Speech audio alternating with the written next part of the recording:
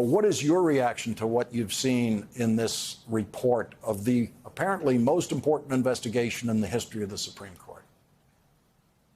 I think you put it very well. The court broke faith with the women of America. It broke faith with the continuity of law. The decision was devastating. It's not the leak of the decision that was one of the worst events in the history of the Supreme Court of the United States. It was the decision.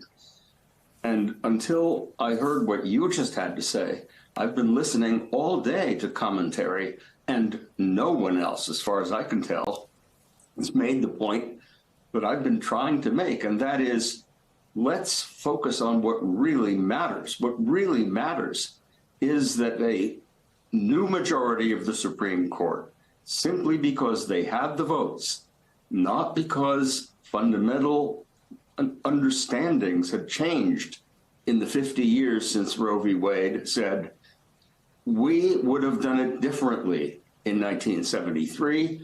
There are now enough of us to undo what was done. And for the first time in its history, the court rolled back rights for no reason other than that it could.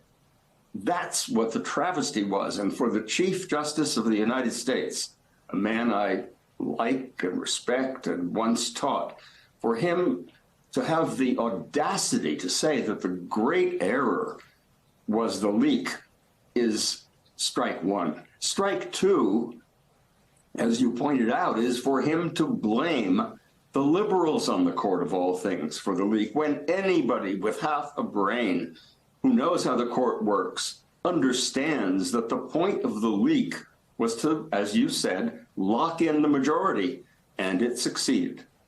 Now, I don't know that Justice Alito or Justice Thomas or Ginny Thomas leaked this opinion. I'm not going to assert they did, but that's a hell of a lot more likely than that some law clerk would risk his or her entire career. For what? Maybe to help a conservative justice lock in the opinion? I doubt it. I think it had to be one of the justices in the Alito majority.